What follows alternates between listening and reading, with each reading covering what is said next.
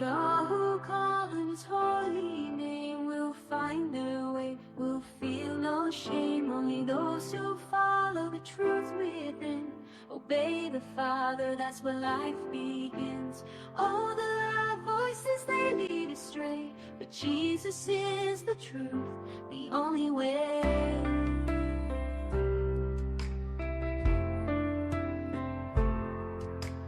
Enter through the narrow gate, for the gate is wide and the way is broad that leads to destruction in the false facade. Many walk that path and don't see the sign, but the gate is small and the way is divine. The road to life, oh so few will find. In the light of love, leave the darkness behind. Salvation is a gift, it's not of our hands, not by the works or binding demands. It's free for the lost, for the weary soul. Come to Jesus, let him make you whole. If you thirst and hunger, just kneel down and pray. He's waiting there, don't let it slip away.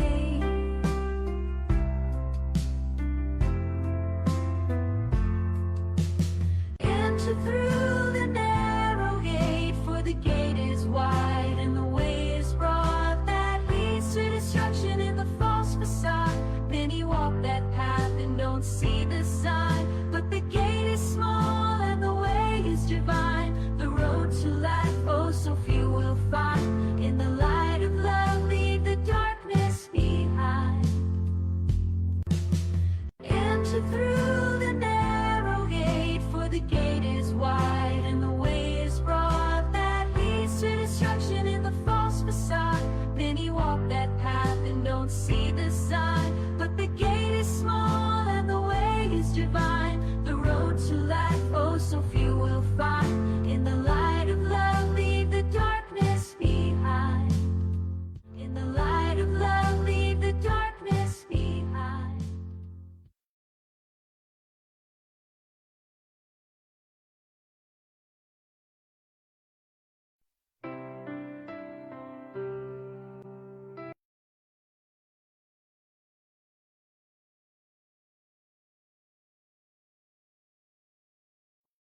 Yan. Muli po magandang gabi at welcome sa ating pong live podcast ng The Narrow Gate Ministry. Dito po sa Facebook, Pastor Ramil. Magandang gabi po. So Derek, magandang gabi. Nandito po muli tayo, Pastor, sa studio. No? Nakaraan. Oo, yung ating studio, no? Opo. Nakaraan wala tayo sa studio. Opo. Medyo out of town. Ano? Tayo nasa studios. Studios. Out of town tayo kasi. Pastor, ngayon po ay part 5 na po tayo ng ating pong main topic na identifying false teaching. At tatalakayin naman po natin ngayon under that, yun pong mga false views o pananaw patungkol po sa atonement o yung kamatayan ni Jesus Christ. So alam po natin, Pastor, na itinuturo ng Bible at sa theology kung para saan yung death ni Jesus Christ. Ngayon,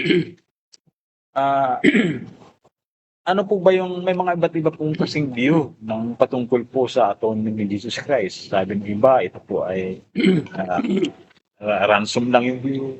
Iba-ibang views. Hindi naman daw totoo na si Christ namatay para sa kaligtasan, kundi yung iba ay para example lang. Ganun po bang view, Pastor? So, paano po natin malalaman yung tunay na kahulugan po ng atonement? Okay. Ito ay hango sa kay John Piper, no? Na isa ring Calvinist, no? Reformed din. At strictly Calvinist. Ang sabi niya ay yung Old Testament atonement na word. Ang ibig sabihin niyan ay propitiation. Sabi niya, no? Ang original meaning ay at one meant. At one meant, ang ibig sabihin ay to reconcile. It refers to any reconciliation of estranged parties. So ito'y pakikipagkasundo. At ang sabi sa Oxford English Dictionary, having more regard to their old variants than their new at one meant or atonement That is unity, reconciliation, or oneness. Yan. Tapos, ang sabi naman ng Oxford English Dictionary, yung kanyang meaning, yung kanyang definition ay, as applied to the redemptive work of Christ, atonement is variously used Opo. by theologians in the sense of reconciliation, propitiation, expiation. So may tatlong gamit ang mga theologians, no? Pakikipagkasundo, propitiation, ito yung papalubag loob, or expiation, o yung pag-alis, expiation. At ito yung theological word na hindi ginamit sa New Testament, ang sabi ni John Piper. It has been lost in the New Testament. At strictly ay meron lamang dalawa, yung ibang translations, no, sa lahat ng translations may dalawa lang nabanggit at the most ang word na atonement. Romans 5:12 at saka doon sa Hebrews. Na yung kanyang kamatayan ay atonement, as atonement, pampalubag loob. Doon naman sa Romans 5:12 ay ginamit doon sa kasalanan ni Adan. Nang lahat ay nagkasala, lahat kumalat ang kamatayan dahil lahat ay nagkasala. At ginamit doon sa Romans chapter 5 yung word na atonement when it comes to the sin of Adam. Ngayon, ang sabi ni John Piper ay sa Old Testament nag-appear yung word na atonement or atone ng 103 times. And doon sa Old Testament, sa bawat isa sa mga kaso na binanggit yon, ang itinatranslate ay yung Hebrew word na kafar. Kafar. Doon galing yung word na atonement sa Old Testament. Hebrew word na kafar, hindi yung original na kumbaga to cover or restore the broken relationship. This is restoration of the broken relationship between God and man. Ngayon ay kalupto. Yung iba naman sa Greek word, ang ginamit naman ay kalupto. No? Over 100 times. At ang meaning naman is to appease. Yung papaglubag-luobin. Yung mapaglubag-luobin. Yung baga parang pawiin. Hindi alisin, but parang pagaanin. Pagaanin ang galit. Di ba pag sinabing nagbigay ka ng something sa isang tao para siya ay maibsan ang galit. Pero hindi para lubusang mawala. Pag sinabing kalupto ay bibigyan kasiyahan lang. Para kahit papaano ay maibsan. Kahit papaano ay maibsan. So may connotation ang atonement ng pagiging temporary at hindi yung talagang pagpawi, no? Yung hindi yung lubusang pagpapatawad, no? Ngayon sa New Testament, ang word na ginagamit when it comes to the yung context ay death ni Christ ay yung redemption. Redemption. Yes. Sa New Testament, ang ginagamit ay redemption. Pagdating doon sa kamatayan ni Jesus, He redeemed us. Yun, napakarami. Na tayo kanyang tinubos, pagtubos. So, sa madaling salita, hindi magkatulad ang dalawang word na ito. May malaking pagkakaiba. At yun ang reason kung bakit wala siya sa New Testament. It is only an Old Testament term dahil doon sa Old Testament, hindi naman pa talaga ganap yung pagpawi ng puot ng Diyos Kaya taon-taon, di ba? Kaya yung word na atonement, yun ang ginagamit sa taon-taon na paghahandog. Ngayon balikan natin yung context ng atonement doon sa Deuteronomy chapter 16.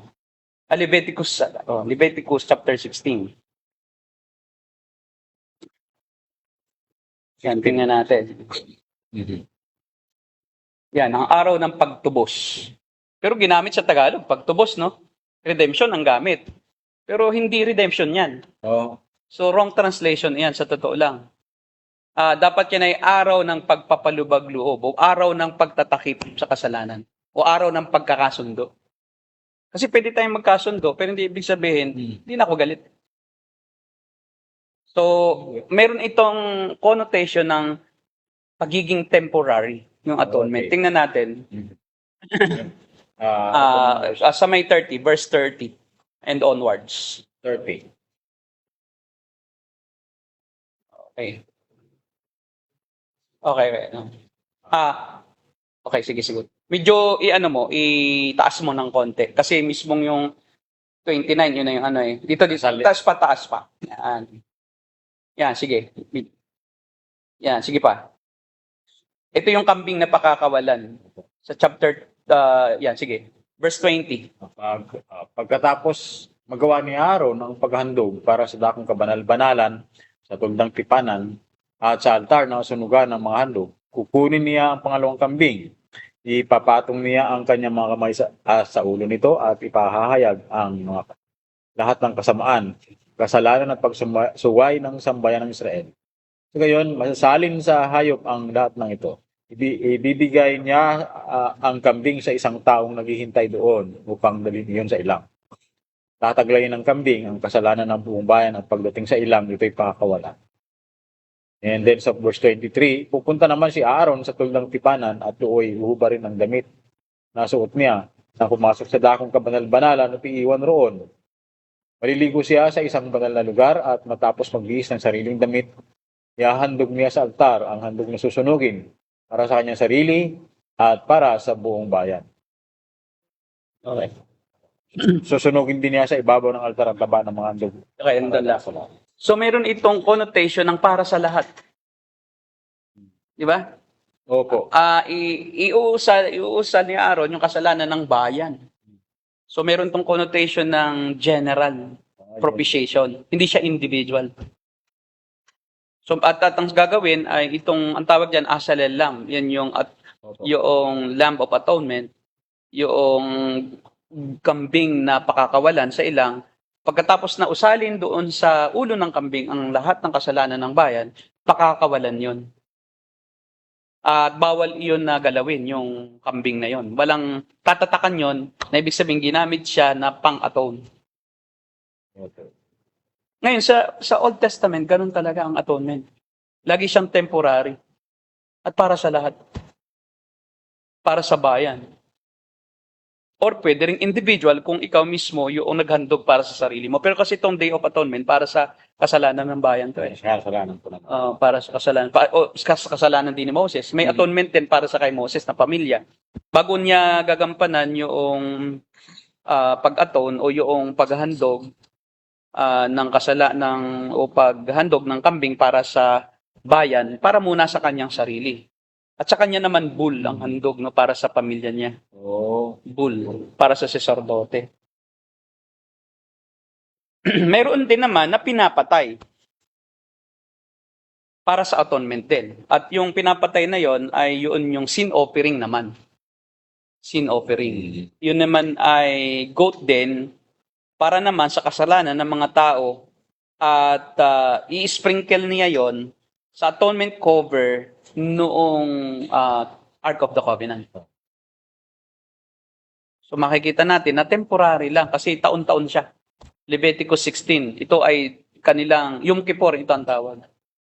Ay hindi, Yom Kippur. So ito yung kanilang taon-taon na gugunitain. Yan. Hindi po ba yan, Pastor? Iba pa po yung Pasko, yung Passover lang. No? Bukod pa yun. Iba, Bukod pa yun. Ito ay Day of Atonement. Okay. Bukod yun. Ang Pasko naman, no? Ang Pasko, ito ay Passover. Hindi yun atonement. Yun yung sineselebrate naman nila, yung pag-alis nila sa Ehipto. During the time na ang anghel na mamumuksa ay papatayin yung mga panganay ng mga Egyptyo. Ngayon, itong atonement ay strictly, no, makikita natin na an Old Testament theological word. na ang connotation niya ay pansamantala na pagpawi ng Diyos sa kasalanan ng tao. Pagdating ni Jesus Christ, ang ginamit na ay redemption. Redemption. At ang redemption naman ay buo. Ito na yung nagresulta sa justification na hindi na kailangan maghandog taon-taon. Hindi na kailangan mag-atone. There's no need for atonement because there's already once and for all redemption by His blood. And maja-justify na ang sino mang sumampalataya sa minsanang paghahandog. Kaya redemption na siya kasi hindi na inuulit-ulit. Yung atonement ay kailangan taon-taon gawin. O kaya pag nagkasala ka, pupunta ka sa templo para ka maghandog para sa sariling kasalanan mo. Pero ito kasi celebration siya annually. Para sa lahat ito kasi. Itong atonement, Day of Atonement. Yung atonement naman na individually ay pagka gusto mong wala siyang petsa. Walang buwan. Kung gusto mong maghandog, ay pumunta ka sa templo. Pero ito talaga, gugunitain nila ito taon-taon, yung Day of Atonement. At ito ay may connotation nga noong at one meant yung to be one with God. So during that time, nakikipagkaisa muli ang Diyos sa tao. At pansamantalan niyang papawiin ang kanyang puot sa mga tao. At yung asal ng lamb ay picture din ni Jesus Christ. At ito yung sinabi ni John. Ang background ng John 1:29 ay ang Day of Atonement. Nung sabihin ni John, He is the Lamb of God, referring to the goat, that takes away the sin of the world. Okay? Yung connotation ay si Jesus Christ, ang kordero ng Diyos na nag-aalis ng kasalanan ng buong sanlibutan. Ngayon, ipinagkakamali nila na redemption yon at salvific yon. So again, ang redemption is not salvific per se, sa mga hindi pa sumasampalataya, na kayang sumampalataya. Ang salvific ay redemption. Yung atonement ay pagkakaisa lang, pakikipagkasundo. Ngayon, lilinawin natin ito, kasi ito ang problema. Ito ang problema sa theological standpoint ng strictly yung Calvinist. Na sumusunod sila doon sa limited atonement. Ngayon muli, ating uling bibigyan pansin na yung word na atonement ay hindi naman ang mga reform ang nag-coin na yun ay salvific. Kung hindi, ang gumamit ng word na atonement when it comes to saving work of grace ay si Arminius. Jacobus Arminius. At mula sa kanyang mga sinulat ay ginamit ng mga tagasunod ni Arminius na by the way, reformed din. Reformed din si Arminius Kaya nga nagkagulo sa Dutch Reform sa Netherlands ang mga Reformed churches Dahil nga unti-unti kumalas itong mga dating Reformed na dating naniniwala sa doctrines of grace. Tandaan natin, wala pang tulip Before yung Reformation sa Dutch, before yung pag-coin ng word o ng acrostic na tulip, wala pa talagang tulip. At wala pang Calvinism. Okay? Ang Calvinism ay nabuo lang. Bakit? Dahil yung ginamit na ginamit sa acrostic na mga terms, ay terms yon na galing kay sa aklat ni Calvin na yung Institutes of Christian Religion. So kaya naging Calvinistic theology or 5 points of Calvinism kasi galing kay Calvin yung mga definition. Ang unang nag-present ng 5 points ay ang mga remonstrants. Ang mga remonstrants, ito yung mga tagasunod ni Arminius. Uli, pansinin na, tandaan natin muli, napatay na sila pareho nang magkaroon ng gulo sa Netherlands, sa Reformed Church sa Netherlands. Patay na sila po. Patay na sila pareho. Wala na. Yes. Walang 5 points noon. Basta doctrines of grace, reform theology lang. Kaya nga nahuli ang ang 5 points of Calvinism sa Reformation. Nahuli yan kasi sa reform theology na connotation. Dati, pagka ikaw ay naniniwala sa doctrines of grace, reform ka, walang Calvinism. Wala. Ngayon nagkakamali sila na parang akala nila Calvinism is the only right theology. Wala ba nga si Calvin meron ng right theology? Si Augustine pa lang meron ng Reformed theology. Wala pang Roman Catholic Church meron ng Reformed theology. Kasi bumabalik lang tayo doon sa original na turo. Ang mga apostol, yun talaga ang ating gustong ipatupad at paniwalaan. Yung doktrina ng Panginoong Jesucristo na itinuro ng mga apostol. Yes. Ngayon, okay. Ang nag-coin ng word na atonement, tama lahat naman, no, yung definition ng nakinuha sa kay Calvin, no, na aklat. Tama naman yung kanilang ginamit, yung una, total depravity. Pero kasi ngayon, atin na ngang dinefine siya, atin na nga siyang ginawang total inability. Kasi yung total depravity, parang yung depravity, parang parang may connotation na pantay-pantay lahat ng tao sa kasalanan. So kaya ang ginawa na lang natin, total inability. Na kahit magkakaibang kasamaan, hindi pa rin kaya. Pero pag total depravity, parang may connotation ng parang intensive hindi extensive, intensive. So para maging malinaw, ginawa na lang natin o ginawa ng mga reform na total inability. So tama pa rin naman, no? Kahit depravity, inability, kaya lang yung term na depravity para mabigat. Ngayon, ikalawa, yung unconditional election, tama naman, no? Walang kondisyon, kaya nga grace Paano nagkaroon ng kondisyon ang grace? So tama, no? Total, tapos yun na nga, pagdating sa atonement, dito na nagka-problema. Kasi ang gumamit ng word na atonement ay si Arminius. Ang sabi niya, unlimited ang atonement. Ang definition ni Arminius, yung atonement, ang kaligtasan para sa lahat. Na nang si Jesus ay mamatay, namatay si Jesus para lahat ng tao maligtas. Kaya ang object ng kamatayan ni Jesus ay ang lahat ng tao, kaya lang nasa tao ngayon ang desisyon. Kung sasali siya, kung siya ay mananampalataya. Kaya prevenient grace lang yan siya . Kaya nga prevenient parang tumutulong lang ang Diyos sa tao. Nasa tao ang final say. Kung tatanggapin niya yung alok na kaligtasan. Kaya nga unlimited. Ang problema kasi is contradictory. Kung unlimited ang kaligtasan, ba't di naligtas? Limited. Di ba? Kasi nga, ba't hindi naman naligtas lahat? Kung talagang unlimited ang kaligtasan, dapat ligtas lahat. Papasok tayo sa universalism. Kasi may word na unlimited . So kung namatay si Jesus para sa lahat, hindi dapat lahat naligtas. At saka hindi na kailangan sumampalataya. Ba't naman pa sasampalataya kung yung atonement talaga salvific agad? So makikita mo yung yung blunder na ginamit naman ito ng mga reform theologian doon sa Netherlands at nakisama sila sa definition ni Arminius. Kung yung definition ni Arminius sa word na atonement, yun na rin ang ginawa nilang definition. Kasi bakit? Halos kulang-kulang lang 1 taon yun na pinarmulit . Kaya mabilisan siya, hindi na pag-isipan .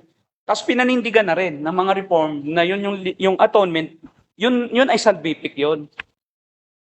Yun yung redemption din. Parang ginawa nila, that's the same definition with the word.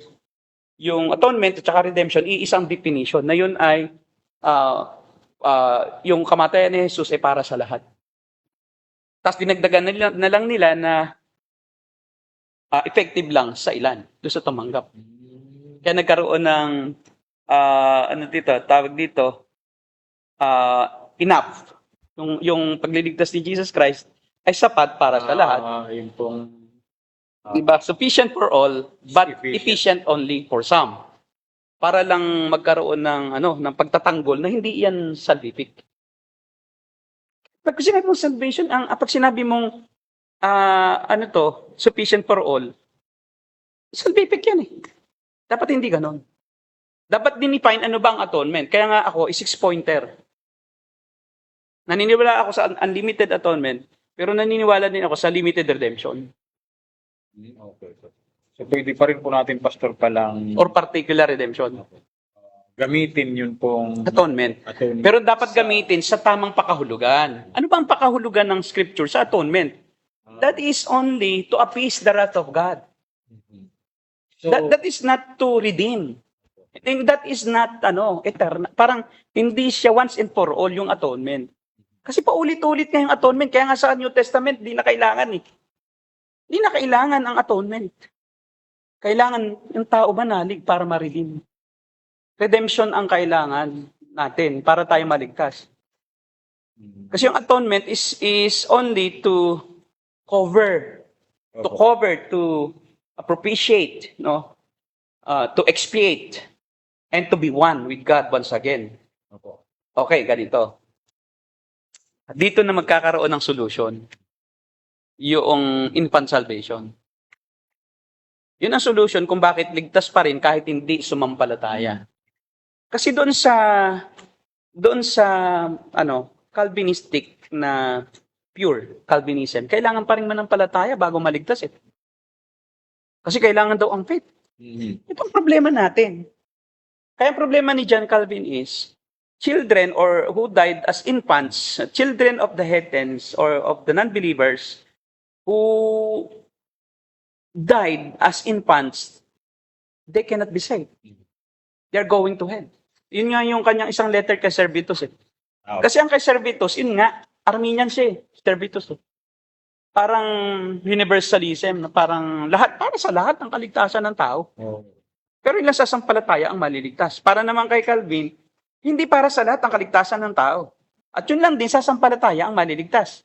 Ang problema natin dito, paano maligtas ang hindi kayang sumampalataya? Agree. Tama po. Walang solusyon sa pure Calvinism na ang atonement ay salvific. Kasi kailangan din ng faith. Ngayon, doon naman sa hyper-Calvinist, hindi kailangan ng faith. Pwedeng magligtas ang tao kahit Muslim, kahit Islam. Hindi na kailangan sumampalataya kung sila elect. Yun ang danger. Nang hindi pinag-iba o hindi nakuha yung tamang definition ng word na atonement at redemption. Nagkaroon ng danger. At kaya nga ang problema natin sa Westminster Confession of Faith, kaya nga ating minodify yung term na, ang sabi doon, elect infants who die in infancy are saved. The problem is, pag nilagyan mo ng elect na adjective, ibig sabihin may non-elect na infants. Kakita mo ang Westminster Confession, so pagdating sa infant salvation, elect infants, yun lang ang saved. So naliligtas din, pero elect lang. Paano natin ngayon ma-justify? At yun ang dahilan kung bakit sa Presbyterian ay mayroong baptismal regeneration. Well, sa kanila iyon ay covenant. A sign of covenant na itong batang ito ay kabilang sa pamilya ng Diyos. Ang problema, paano kung yung bata hindi elect? Para bang dinesisyonan mo na porke bata siya? Alam mo na siya ay tatanda, na siya ay mananampalataya. Nagkaroon na naman ng problem. At sa Presbyterian at sa Reformed Baptist, doon sa Anabaptists, nagkaroon ng problema. Kasi sa Presbyterian, dahil nga gusto nilang maligtas ang mga bata, kailangan siya ay binyagan o ibaptize bilang bata para yun ay simbolismo na ang batang ito ay kabilang doon sa covenant family. Na para nila ngayon ginadjudge na yung batang ito, dahil magiging nagawa ng tao ang kaligtasan pag sa bata. Paano kung hindi bininyagan? O di nagkaroon na naman doon ng problema tayo doon sa it is not by work of man.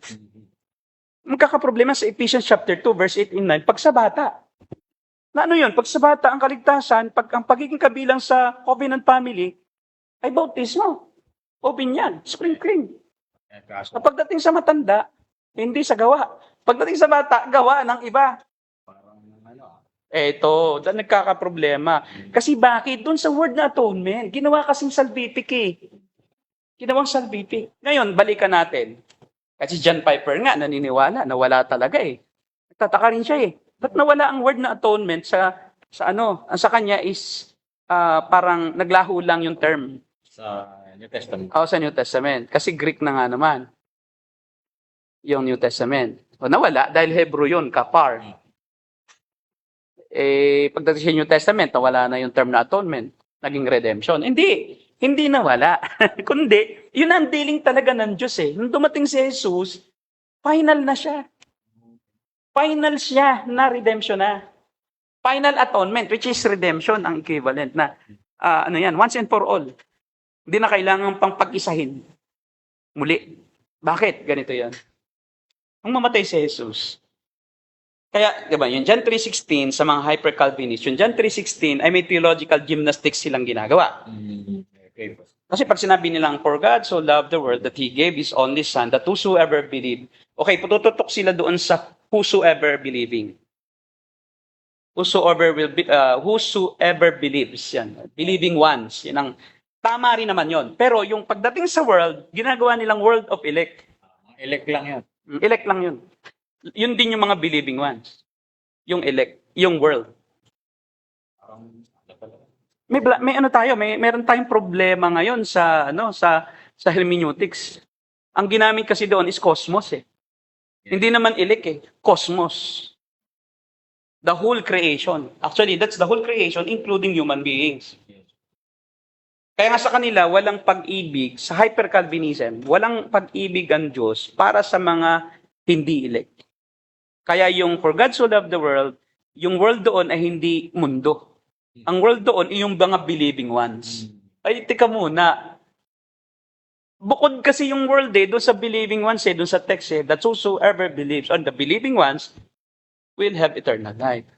Pero yung pag-ibig ng Diyos para sa lahat. Yung eternal life, ang para sa believing ones. Ba't isasama mo yung pag-ibig na hindi para sa lahat, para sa mga hindi mananampalataya? Eh, kitang-kita naman natin na iniibig din ng Diyos ang lahat ng tao eh. At yun ang ating tinalakay nung isang beses nung tayo ay mag-podcast, yung tinatawag natin na universal love of God o yung benevolent. Okay po. Benevolent love that God also loves even lowly birds, even animals are taken care of by God. By the way, Pastor, naka-standby po si Brother Chris, pero mamaya-maya Okay, sige. Okay, kasama pala natin siya. Okay. Mamaya-maya, Brother Chris, ay ano ka na. Kaya pagdating po diyan sa atonement ay kami po ay Yes. ang ginagamit namin ay unlimited, pero hindi siya per se yung salvific. Ang salvific talaga natin ay yung particular redemption. So, Pastor, ibig sabihin, yung pagdating ni Christ, pwede nating masabi na sinagawa niya, sinakatuparan niya, pareho yung dalawa. Yung atonement at the same Yes, time. ganito kasi ang lahat ng tao ay nagkasala. No. Okay? Dahil ang lahat ay nagkasala, no? Ang lahat ay napailalim sa sumpa Yes. ng Diyos. Ngayon, hindi naman papapanugutin ng Diyos ang individual na makasalanan doon sa kasalanang minana lang niya. Ang tawag natin dyan, original sin. At yung sinful nature ng tao na yon, kaya nagkaroon ng sinful nature kasi yung original sin na mana. At yung original sin na yon, ang dahilan kung bakit ang tao ay may tendency na magkasala. No, kahit bata pa, dahil siya makasalanan na, ang kanyang kalikasan, yun ang dahilan kaya siya nagkakasala. At nagdidesisyon na siya, na magkaisip na siya, ginusto na rin niya yon. Pero yung kanya mismong desire to sin, when he was still not yet an adult, hindi desire, kundi yung kanyang inclination lang. Kasi wala namang desire ang bata na magkasala eh. Kasi wala pa siyang will na freedom na mamili. Kasi why? Because the freedom to decide is volitional eh. Pag maano na po yung isip. Yes, if you have no ability to decide, you cannot decide. You cannot choose between two things. Why? Because you have no ability to choose. Simply, you have no ability to choose. So that's why an infant has no ability to choose. That's why he is a sinner by birth, but not by choice yet. Parang It takes time before ma-develop muna yung kanyang mental capacity to distinguish between what is morally right and morally wrong. Saka lang siya pwedeng mag-decide. Kasi he has not yet reached that age of morality. Yung tawag ko dyan is age of moral responsibility. Or moral reason. Wag na natin, alisin na natin responsibility. Reason. Kasi yung responsibility kasi, paano bibigyan ng responsibility kung wala pa naman siyang, hindi naman siya nagdesisyon na siya ay gagawa ng ganito. Kumbaga siya inagmana eh. So ang tendency niya, inclination niya is to sin by nature. But he has not yet the ability to choose between lesser evil or greater evil kasi wala naman talagang choice na mabuti eh. No? Tama. So kaya kailangan talaga ang redemption. Because hindi maliligtas. Kailangan, yung redemption kasi is solely the act of God through the death of Christ to redeem His people from the wrath of God. At yung redemption is for those who have the ability to believe. Kaya nga ang redemption, ang result is justification by faith. Ang justification is by faith kasi para lang sa mga may isip na ang justification. Bakit? Para rin lang naman doon sa may isip na yung redemption. Opo. Ba't naman i-redeem mo yung hindi naman siya nagkasala ng sarili? Ang kailangan, ibalik mo siya sa Diyos. Iapis mo ang oath ng Diyos doon. Doon sa kanyang minanang kasalanan dahil wala naman siyang kasalanan. Pero galit pa rin ang Diyos sa taong ito dahil siya ay member pa rin ng sinful human race. Kaya dapat iapis ng Diyos ang kanyang sarili through the death of Christ. Kaya yung salvation for the infants na namatay, na infants, hindi kailangan ang faith. Hindi kailangan ang justification. Why? Because they don't have sin of their own. Their sin is due to their nature that they have inherited from Adam. But still, God needs to appease His wrath on that. Wala pa naman kaya magkaroon ng faith yung infant. O, di ba, paano yun? Ito, kakita mo sa Calvinism, kailangan pa rin daw mag-manifest yung faith. Sa bata, ay paano yun? How can infants be saved if they can't believe? Kasi dadaan daw yun doon sa calling. Hindi nga makukol yun kasi bata yun. Hindi lang bata, kundi yung batang isip na tumanda rin naman sa edad. Pero wala ring ability na mag-respond. Kasi they have no ability to respond Because they innocent sila sa kanilang sariling kasalanan. Kasi ano po, di po ba yung gospel call, kailangan mayroon kang responsive. Yes, oo. Kaya ang atonement is, ang meaning niyan talaga is, na mali ang Synod of Dort. Bakit nila ginamit yung definition na Arminius? Hindi naman reform si Arminius, umayaw na nga sa reform. Madali sila, napatulan ko. Yes, pinatulan nila. Dahil doon, kasi takot silang kumalat yung mali. Pero hindi sila nag-ingat doon sa pag-define. Pero ang tinanggap nila yung leaning ni Arminius na yung atonement is also New Testament term. Hindi nga siya New Testament term Yun yung kinontra nila, no po? Oo, kinontra nila yung Old Testament na dapat hindi ganun ang definition na siya ay redemption agad. So, pwede po ba natin masabi, Pastor, na yung pagkakatawang tao ni Jesus Christ, dala doon yung, na-atone niya doon mismo, yung kasalanan ng lahat. Pero yung kanyang kamatay. Hindi kasalanan ng lahat. Minanang kasalanan lang. Wala kasing kasalanan ang tao. Wala kasi siyang accountability. Sa minana lang niya. Opo, yun. Sa minanang kasalanan lang iyon nag-a-apply, yung atonement. Kita mo yung goat na kailangan siya dalahin sa labas? Opo. Sa sila. Bakit may kailangan pang mamatay? Di ba yung pagkamatay, bayad na? Bakit kailangan pa rin yung pag-atone? Binayaran na, pero inulit-uli doon sa ulo ng kambing. At pinakawalan sa ilang, at para sa lahat din. Diba? So, may picture siya. Meron siyang hint na yung atonement, ang ginawa ni Kristo, lahat ng Old Testament, New Testament, complete. At wala na rin pananagutan ang kahit na hindi elect, sa minana lang niyang kasalanan. Hindi siya elect, no? Kaya mananagot siya ay doon sa kanyang ginawang kasalanan. At walang elect, walang hindi elect na batang namatay. Lahat ng batang namatay elect. Ang Diyos din naman ang lumikha sa kanila Tapos ang Diyos din ang nagpasyang sila ay kunin. O tapos sasabihin ni Calvin sa impyerno sila. Nilikha ng Diyos, tapos pinahintulot niyang ma-abort, tapos dadalhin pa niya uling impyerno. There's no sense. There's no justice for them. There's no justice. The justice is Christ also died for the elect infants. Not only for the elect adults. Tandaan natin ang Bible. Sinulat para sa adult, kaya hindi tinalakay yung eleksyon ng infants Kasi ang Bible ay para lang sa mga marunong magbasa.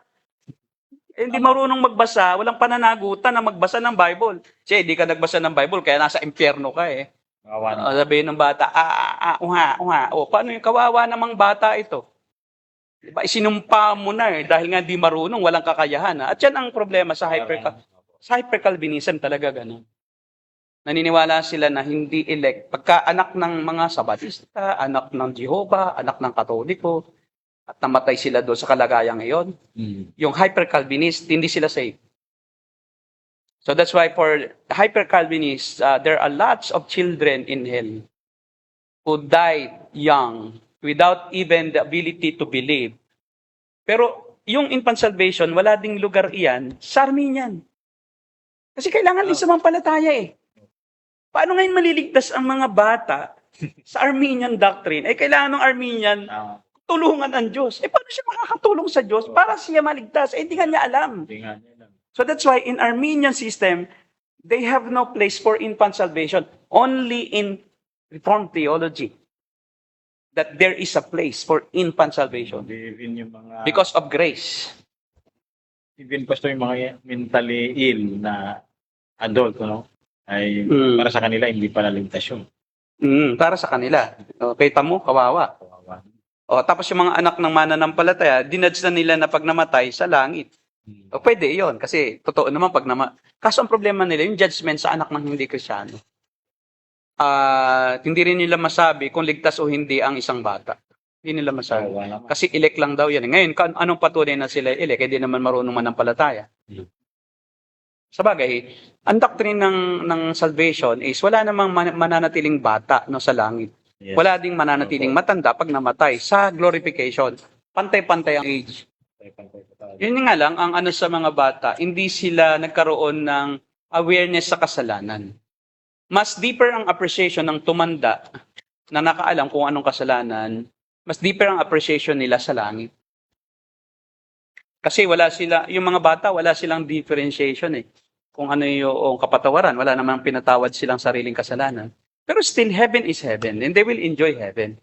They will not experience the pain, the hunger, and the gnashing of teeth, Yes. and shouting Sa hell lang yun. because of agony in hell. Diba? Sa hell lang yung ganun. Okay, pwede na natin siguro papasukin Okay. si Chris. Opo. Sige. At may mga katanungan po si Brother Chris, no? At ni-invite natin po na siya ay makasama natin Yes, sa live. opo. Sige po, papasukin natin si Brother Chris, Pastor Chris. Welcome po, Brother Chris. Okay, Ayun, magandang gabi po sa inyo, Pastor. Yes. Pasensya na't medyo na late. So, nakaba yung meeting sa office. Alam ko nasagot na po ito kanina, Pastor. Maybe a quick summary lang po siguro dun sa mga questions. It seems like very challenging po talaga and controversial. So, yung question nung una is, where do we draw the line doon sa Christ died for all, yet yung maliligtas lamang yung mga elect? Siguro, lagyan natin ng definition. Bakit Christ died for all? For all the original sin of mankind. Jesus Christ died for all original sin. But he also died for the actual sin. Kasi ang problema, yung hindi din-differentiate sa Calvinism, yung original sin and actual sin. Sa Katoliko, meron silang mga differentiation between venial sin, mortal sin. At yun ang non-biblical. Kasi parang, paano masabing venial yung isa at yung isa ay mortal? Wala namang ganoong word sa Bible. Pero yung original sin, meron eh. Romans 5:12, lahat ay nagkasala. Psalm 51, verse 5. Ako ay pinaglihis sa kasalanan. So, may kasalanan na, bata pa, no? may original sin talaga. May original sin talaga. At ginawa lang na term yon, yung original sin ni Augustine. Siya yung nakapag-systematize na mayroon palang original sin. At, of course, actual sin. Dalawang uri lang naman ang kasalanan eh. Yung original sin, yung kasalanan ni Adan, na yung effect ay nasa lahat ng tao at ang lahat ay nagmana ng makasalanang kalikasan. Dahil kay Adan, 5:12 po na Roma. Romans 5:12, and then yung actual sin. At yun sa actual sin, mayroon gravity yun. Kaya nga sa total inability ay may degree ang sin, no? Ang kakayahan lang ng isang taong hindi pa talaga binigyan ng na-regenerate o hindi pa binago ang kanyang puso at isip, hindi pa napalitan ng bagong pagkatao, ang kakayahan lang niya is to choose between lesser evil and greater evil. Kaya mayroong lesser evil, may greater evil. mayroong gravity ang sin, different Actual sin. levels of sinfulness ang tao. Pero yung sa original sin, pantay-pantay lahat. At maski sa tao, no, pagka yung utang, ang tatay ang nagkautang, pag namatay ang tatay, hindi pwedeng ipamana yung utang sa anak. At the same with original sin. With the same actual sin, rather. Pag actual sin, halimbawa, ang tatay nagkasala ng nagnakaw, hindi pwedeng ang ikulong yung anak. Kaya yung actual sin, hindi namamana. Pero yung original sin, yun ang namana. Opo. At ang result ng pagmamana ng original sin ay pagkakaroon ng sinful nature. So yung makasalanang kalikasan lahat ng tao. Kaya nga lahat ay nagkasala. Walang sino mang karapat-dapat sa paningin ng Diyos. So yung siguro dagdagan natin kasi nalilito eh. So i-define natin. Sufficient para saan? Sufficient para sa original na kasalanan. Sufficient para takpan ang original na kasalanan at para wala nang pupunta sa impyerno dahil sa siya lang ay nagkasala. Dahil sa minana lang niya. Kundi pupunta ang tao dahil hindi niya pinagsisihan yung actual sin. Nasa impyerno siya hindi dahil kay Adan, kundi dahil sa sarili niyang kasalanan. At doon yung justice eh. Kasi hindi pwedeng sabihin ng tao na nasa impyerno, kasi ako makasalanan, kaya ako narito, dahil minana ko na eh. Hindi ka nandyan dahil minana mo, kundi nandyan ka dahil ginawa mo. Kaya meron tayong tinatawag na sin by birth, sinful at birth, and sinful by choice. Makasalanan ng isilang at nagkasala dahil sa piniling magkasala. At naroon yung difference between yung moral responsibility. Well, Pastor. Walang awareness eh, yung bata. Pag namatay siya sa langit siya. At ino na lang ang problema natin. Hanggang kailan ang edad na masasabi natin na may moral reasoning na ang bata. Yun ang sa Diyos na lang. Kasi hindi natin kayang basahin yung isip ng bata. Pero Pastor, di ba, talaga namang ang inclination talaga ng isang nilalang na mayroong sinful nature ay talagang gumawa ng actual sin. Ano po? Kaya kailangan ang grace eh. Oh. Kaya nga, it's beyond our ability to save ourselves. Kailangan yung, ang tawag dyan, initiation ng Diyos. Yung initial na pagkilos ng Diyos. I do believe ng isang elect, mula pagkabata iyan, hindi lang iyan naging Kristiyano dahil mayroon lang isang pangyayari na yun ang naging dahilan. Kundi, ever since na siya magkaisip, inihahanda na ng Diyos ang kanyang puso at isip. Yung mga means, ano po? Yung mga means. Yung nakakabasa na siya ng mga, pautal-utal pa lang, pero nagbabasa na siya ng isang gospel tract. Tapos tumitimo na sa kanya yung ginagamit na ng Diyos yan. Iyon, para i-familiarize ang kanyang isip. Para pagka mayroon ng regeneration, ang Holy Spirit, lahat ng yun, hindi na kailangan pang ulit-uli, hindi na kailangan ituro pa. Flashback. Magpa-flashback iyon at ipapaunawa iyon. Yes. Kaya sinabing ituturo sa inyo ng Espiritu yung katotohanan. Nabasa mo siya, nasa subconscious mo lang siya, pero pagdating nung actual calling, kasi merong tayong tinatawag na calling na iligtas ka na, tupa ka na, pero hindi ka pa kinol. Pero ilig ka. Hindi ka naging Kristiyano dahil sa iyong sariling... Kita mo, napakasimple ng gospel. Believe. Napakasimple ng gospel. Hindi kailangan ng rocket science Believe in the Lord Jesus Christ and you will be saved. Hindi kailangan pahirapin, hindi kailangan gumawa ng kung ano nung ilustrasyon. Ito si Christ, the simplicity of the gospel is the power itself of the gospel. Yes. Because you don't need to add something to the gospel to become effective. Because it's already effective. The reason why it's not effective is that the absence of the Holy Spirit's calling and regeneration. Gospel. Kaya nga mayroon po tayong tinatawag na effectual calling. Yes, oo, yun. Kailangan may effectual. Paano yun magiging Kristiyano kung hindi naman siya tinatawag? Hindi naman gumagawa ang banal na Espiritu. Kaya nga ito mo, maraming mga marunong, para sa kanila, hirap-hirap intindihin ng gospel. Yes. Pero mayroong mga hindi nag-aaral, hindi pa nga nakatapos ng elementary, pero makapangyarihan yung gospel sa kanila. Naunawaan nila. Dahil hindi ito sa sariling kakayahan ng tao na mag-isip at umunawa kundi ito'y sa kakayahan ng Espiritu Santo na ipaunawa yon. Kahit sino man siya. Maliban sa bata, wala naman siyang kakayahang umunawa. At saka hindi pa naman niya kailangan na siya ay tawagin dahil hindi naman siya makarespond. Lagi nang hindi inaalis ng Diyos ang responsibility ng tao. Kahit na mayroong initial work of the spirit of regeneration. So laging ang Diyos ang nag-uumpisa. Hindi ang tao ang nag-initiate na gusto niya. Ayaw ng tao, likas. Pero dahil sa effectual calling, dahil sa pagpapaunawa ng banal na Espiritu sa mga natutunan niya mula na siya 5 years old, marunong na siya, hanggang sa kung siya ay 17 years old tawagin, bigla ay yung magiging malinaw lahat, naka-impact lang sa kanyang isip yon. Pero hindi pa ipinapaliwanag ng Espiritu Santo, kaya nonsense pa rin sa kanya. Kaya hindi yung sinasabi nila na, utang na loob mo sa akin kasi ako ang nag-explain sa'yo ng gospel. Wow, ang galing mo naman. Bago ka pa dumating, mayroon na. Si Father nga, ginamit ng Diyos eh. Katoliko ako eh. Pero dahil nababanggit ni Father yung John 3:16, hindi dahil kay Father, kaya ako nakaunawa. Kundi dahil binanggit niya, ginamit si Father para mag-retain yan sa aking subconscious.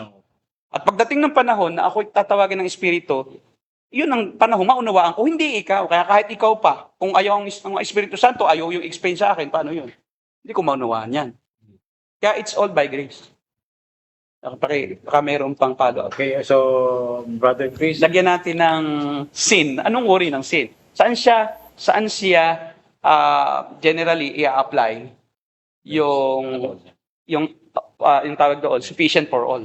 Sufficient for all original sin of mankind. And efficient for actual sin of the elect. Kasi matatanda na, mayroong hindi elect dyan for sure. Pag yung namatay na bata, elect lahat yan. Because I do believe God is the author of life and death. And there's no reason for God to kill an infant if He will bring that infant to hell, to suffer forever. actually po Pastor dyan din nalinawan yung na-resolve, nagkaroon ng resolve yan. Yung confusion ko doon sa John 1:29 eh. Kung yung ni Christ ay para ito sa sin of the world, bakit mo elect? Paano yung mga... Ito ang mas matindi. Oh, Christ died for the false teachers. Meron yan sa kasama 1 rin Peter. sila. Oo. Kita mo paano yun? nasa Kita mo 2 Peter, kay basa mo. Paano ito? 2 Peter... Kaya sabi nila, natuturingan tuloy, gymnast ang mga Calvinistic eh. Kasi sabi nila, hindi naman yun ibig sabihin ni 2 Peter. Yan sa Grace for All Coalition, tinatalakay nila 2 Peter 2:1 eh. Sabi naman ng mga Grace for All Coalition, kita mo na, para kahit sa false teacher, elect din. Safe din yun. Naging universalistic, hindi po. Kasi sila pa yung original sin. Kinamatayan din sila ni Jesus para sa kanilang makasalanang kalikasan, para pawiin ang puot ng Diyos sa kanilang minanang kasalanan, para hindi na sila parusahan sa impyerno para lang sa minanang kasalanan, para hindi naman sila manisi sa Diyos na sobrang lupit nyo. Unfair ka naman. Ako na may nagkasala lang dahil kay Adan eh. Tapos ngayon ako isinilang ng makasalanan, ako'y parusahan mo sa impyerno. Sasabihin ng Panginoon, hindi kita pinaparusahan dahil sa kasalanan ni Adan, naparusahan na yan sa krus. Nataw na yan, napawi na, kaya natakpan na yan. Kasi hindi naman kailangan patawarin ang hindi naman niya kasalanan eh. O bakit patatawarin ng Diyos yung minanang kasalanan? Kailangan lang pawiin yung galit ng Diyos doon. Kasi galit pa rin siya kahit minanang mo lang yun. Kasi kasalanan pa rin yan. Banal lang Diyos. Banal lang Diyos eh. Kaya lahat ng uri ng kasalanan, di pwedeng tanggapin yun. Hanggat din niya binibigyan solusyon yun sa krus ni Kristo. Kaya naligtas pa rin yung mga batang elect na yan, na namatay na bata, dahil sa grace pa rin ng Diyos yan. Hindi yan napunta ng langit yung bata dahil may merit sila sa kanilang sarili na ako'y walang kasalanan, kaya ako narito. Hindi. Ay yung pala, di patayin na natin ang patayin ang mga bata nang pumuntang langit. Mali naman yun, di ba? Hindi pwede yun. Sa grace pa rin talaga. Grace po, kaya naligtas ang mga bata, hindi dahil innocent sila. Sila ay sinful din. Ba? Mula nang silang sila, sinful na yan. All have sinned and fall short before the glory of God. Before I was born, I am a sinner. Ay, ano po yung sinasabi, Pastor, sa 2? Pakibasa mo. Sige po. Di ba? Yan ngayon magkakasolusyon na yan ngayon. Huwag tayo mag-gymnastic, yung mga hyper-Calvinist, sasabihin, hindi yan totoo, ano yan? Para din pa rin. Opo. Hindi eh. Sabi po dito, nung una, may mga huwad na propetang lumitaw.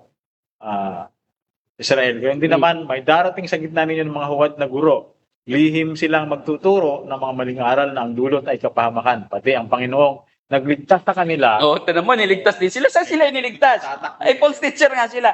Sa puot ng Diyos sa kanilang minanang kasalanan. Doon sila niligtas. Atonement for original sin.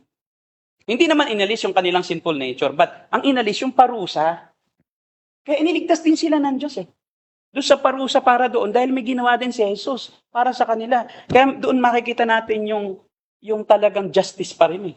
Hindi ang Diyos magpaparusa ng isang taong hindi naman siya ang mismong nagkasala, kundi ang magulang eh. Tama. Napaka-unfair naman yun. Ako ang nagnakaw. Yung anak ko ang ikukulong. Hindi pwede yun. Sa actual sin, hindi na imamana yan. Pero sa natural, o sa ano tinatawag dito, inherited sinful nature, yun ang naipamamana. Kasi nature yun eh. O, di ba? Yun ang naipapamana. Yung kalikasang makasalanan.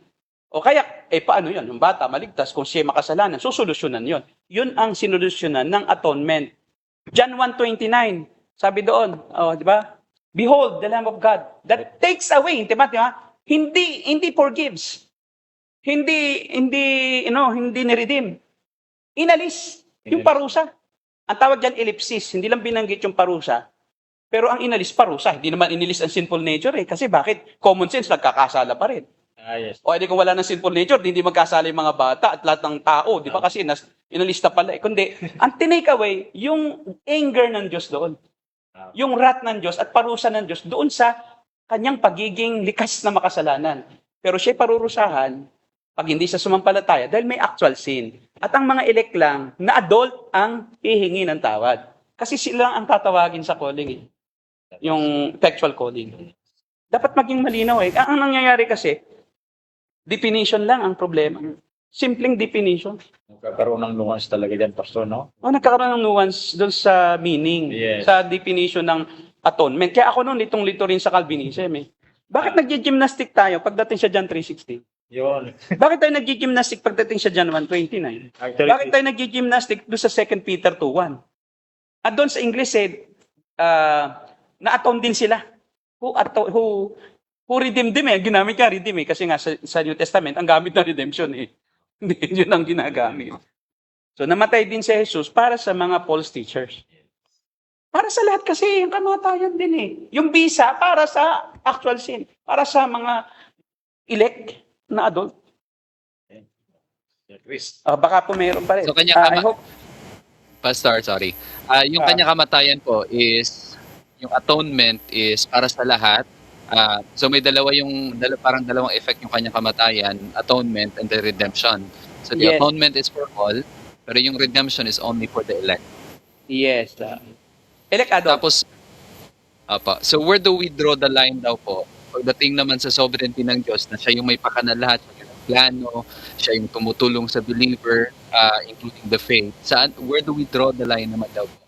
When it comes to God's sovereignty on the salvation versus man's responsibility, na hindi tayo maging Arminian na meron kang responsibility, kailangan mo manampalataya, and hindi rin tayo maging extreme Calvinist. Siyempre, pagka matanda na, di turuan mo siyang magsisi. Bakit mo man tuturuan siya na elect ka na? The problem is kasi we focus too much on doctrine of election that sometimes even non-believers we teach that reality. No. Election is a very profound teaching of the Scripture. Napakalalim na katuruan para ituro mo ito sa baby Christian. Masyado kasi tayong tumututok doon sa side ng Diyos sa salvation, and that is election. Ang turo ng salita ng Diyos, yung elect, sasampalataya rin. Pero kung sabing elect ka, sumampalataya ka, hindi. Hintayin mo siya sumampalataya. Preach the gospel in its simplicity. Believe in the Lord Jesus Christ. At kung elect yun, kahit hindi mo sabihing elect siya, elect yun. At kahit non-elect yun, kahit di mo pakialaman siya, at di mo siya i-judge na non-elect pa rin yun. Kasi we focus too much on, ganito yan eh, it takes careful discernment. Kasi pwede tayong nagdi-discern tayo, pero hindi tayo maingat eh. Parang na-discern natin, bata pa, pero hindi tayo maingat kung ano yung bagay. Walang duduro tayo ng line kung ang tuturuan natin, alam na ang kanyang kaligtasan. Kaya tayo nakakapag-draw ng line kasi tayo ang hindi marunong mag-draw ng line.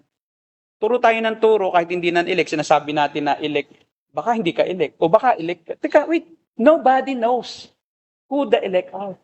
It's only God who knows. Now, our duty is to preach the gospel.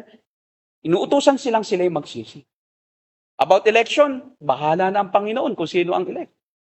Hindi natin kailangan kilalanin sila o bigyan sila ng assurance na elect sila. Sabi nga ni Paul Wasser, don't give assurance to people.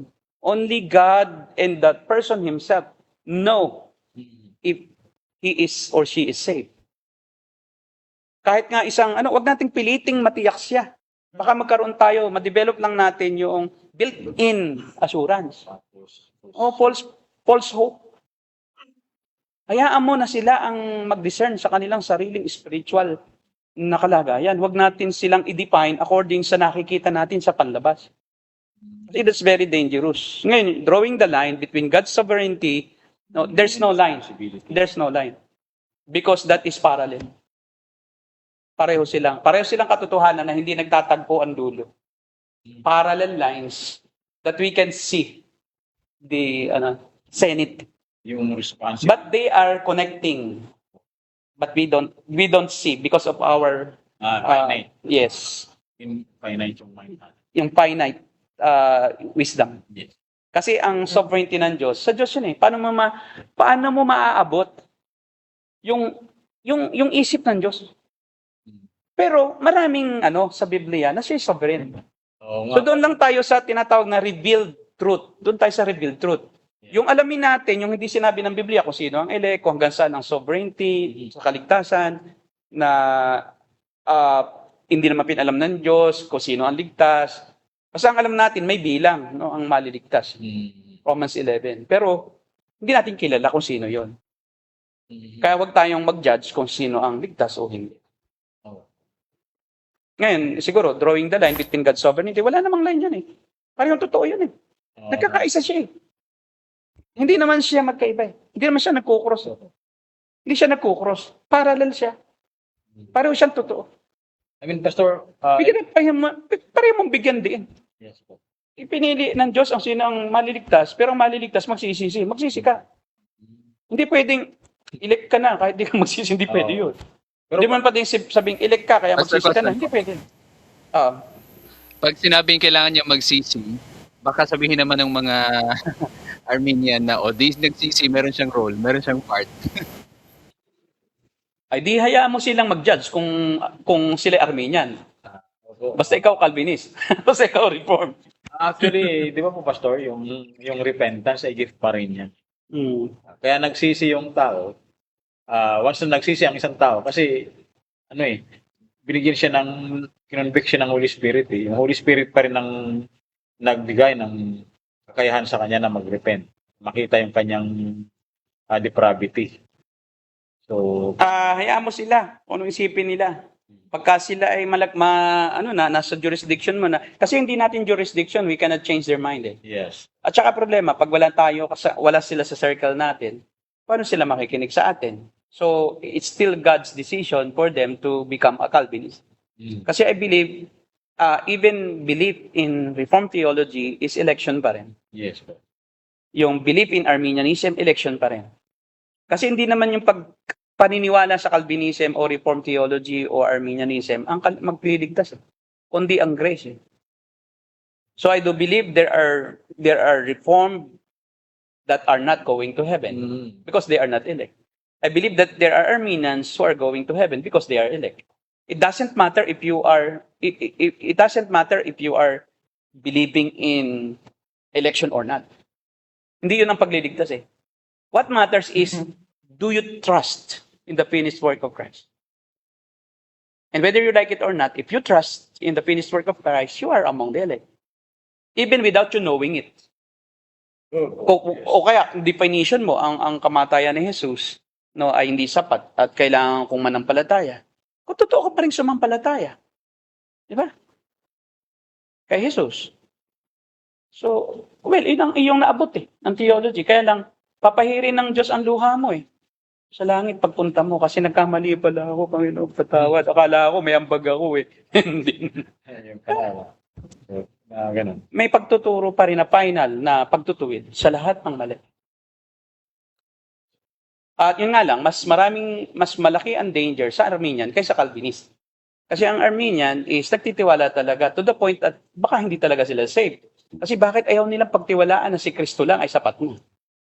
And there are more trouble nakakaharapin sa kanilang paglakad bilang Kristiyano, mga Armenian, kasi ang hirap magkaroon ng peace of mind. Pag hindi mo tiyak na save ka eh. Kahit save ka pero hindi mo tiyak. At lagi silang sa sarili, nagbabantay. At ang kanilang pagsunod nagiging mechanical, okay? Minsan naging pharisaical, na kailangan ko lang kasing sumunod kasi para ako maligtas eh. Nangyayari ngayon, nagtitiwala na sila. Partly sa kanilang kaligtasan, although somehow they believe that Jesus Christ died for them at enough yun, pero baka may ambag ako. Baka ako yung mamunta pa rin impyerno pag nagkasala ako. So yun ang defect doon sa Armenianism. Pero may problema din sa hyper-Calvinism kasi ay ligtas na ako kahit anong gawin ko eh. Diba? Ano ngayon kung ako ay nagkasala? O ako na may elect, patay. So dapat talaga merong strike of balance even sa Calvinism. But Armenianism is not good because I've been there. Talagang hirap na hirap ako araw-araw. At ako pati, ang feeling ko, ako ang nagliligtas sa mga tao eh. Kasi ang turo, yan ay anak mo sa faith eh. Diba? So may responsibility ka, alagaan yan, pakainin yan, padidehin yan, pagbata pa, parang ikaw yung tatay sa faith eh, di ba? Kasi ngayon, nakakarga sa balikat mo yung lahat ng pinatanggap mo. Kasi sabi niya, pagka hindi mo pinatanggap, nawawala ang opportunity nila. Kaya minsan, nag-preach ako sa, alam ko na ang Reformed Theology. Nag-preach ako, doon sa church ko pa. So ayoko nang patanggap, ang sabi ng pastor ko, inalisan mo sila ng oportunidad na maligtas. Ako pa lang nagbibigay ng opportunity. Umalis na rin nga ako doon after a while. Kasi nga, wala na, sabi ko. Hindi ko na kayang tagalan ang ganitong doktrina na ako pa rin pala ang bida. At ako pa rin pala ang may responsibilidad na ang tao ay ganap na maligtas. Kasi initially, sila ay niligtas na eh. Pero nasa akin pala yung pagpapakain. Paano kung magutom at mamatay ulit? Pananagutan ko. Kaya ang bigat-bigat para sa isang pastor, na honest to goodness, gusto niyang maglingkod sa Panginoon. Ang bigat-bigat lagi ng iyong karga-kargang responsibilidad. Na iniisip-isip mo lahat, yung mga pinatanggap mo, babalikan mo, tuturuan mo. Although maganda sa isang banda yon kasi kung ganun din ang burden mo, pero Calvinist ka, maganda.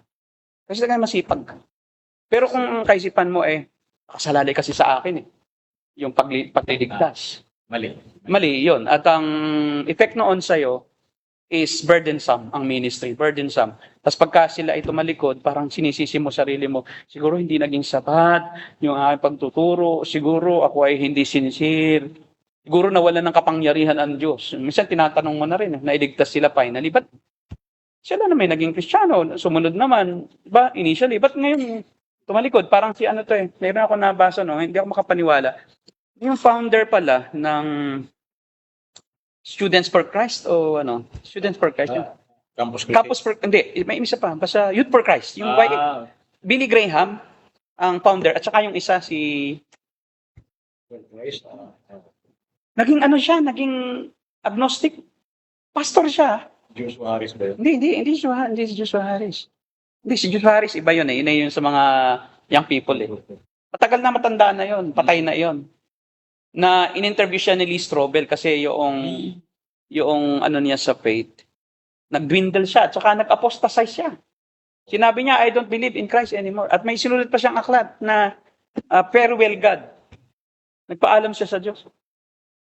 Dahil ang Diyos ay karikatura lang, ang Diyos ay hindi niya, tinakwilan niya talaga ang kanyang pananampalataya. Tapos in-interview siya nung siya mamamatay na.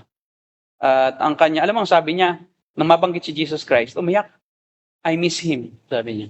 Parang naalala. Hindi pa rin Templeton, si Charles Templeton. Oo, yung kasabay ni Billy Graham, sila ang nagtatag noon.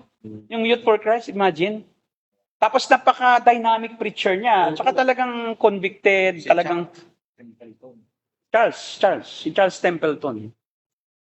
Pero ang sagot doon, hindi naman talaga yung na-convert. Ako rin noon nagtataka, ba't may mga ganun tao? Yung pala hindi pala talaga na-convert, ng totoo yun. Maraming tao na intellectually committed, intellectually convinced. Parang si Satan. Si Satan, di ba? Believe. Convince siya. And trembles. Hmm. Even Satan believes and trembles. So talagang mayroon siyang pananampalataya. Kilala rin niya si Jesus. Alam niya lahat ng ginawa ni Jesus. Alam niyang tinubos ni Jesus ang makasalanan. Pero he is not volitionally committed. At gano'n din si Templeton. Only intellectual. Kaya sabi niya, I miss him. How do you miss somebody somebody na hindi mo naman kinukumit ang buhay mo doon? So, ano lang, hanggang dito lang. Emotional, at saka intellectual. But not spiritual.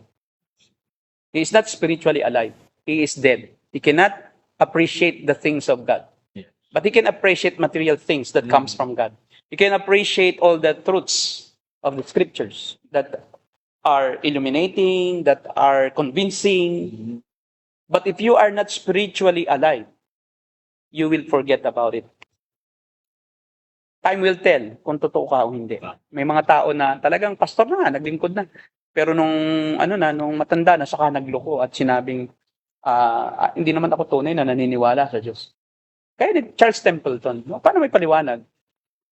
So kung sa isang Arminian, nawala ang salvation niya. Pero sa isang Calvinist o sa Reform, he is not saved at all.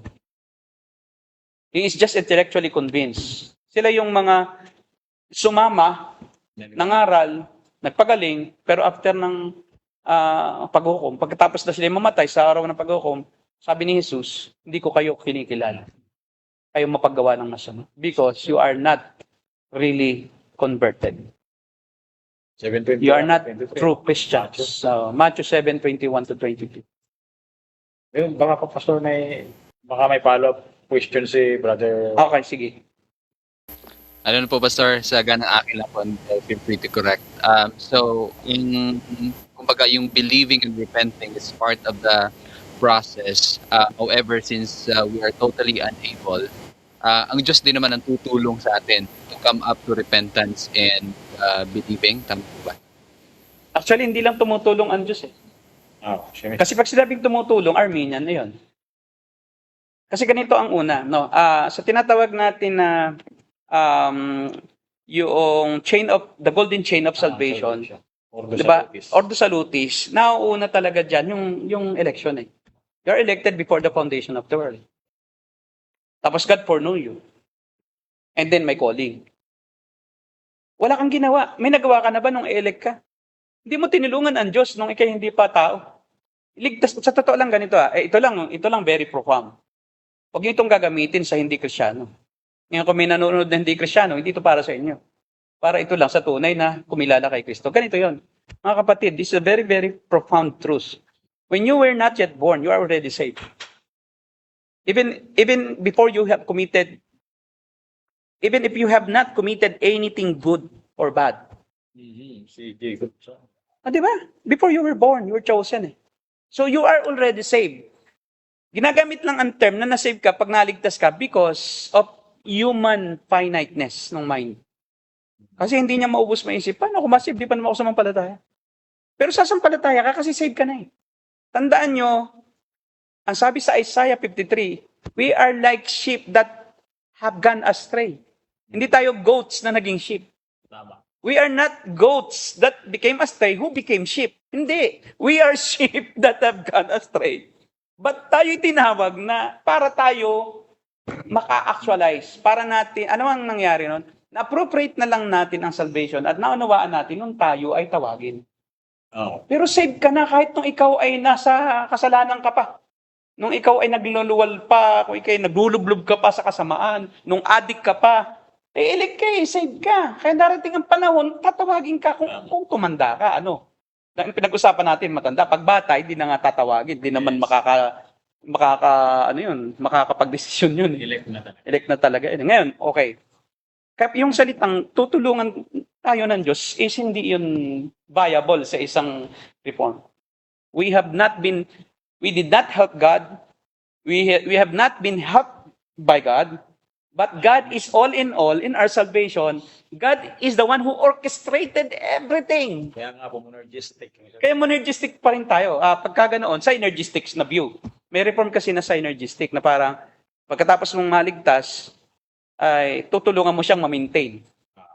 Kaya kailangan sa sanctification, tulungan mo ang Diyos. Nagtutulungan sa inyo.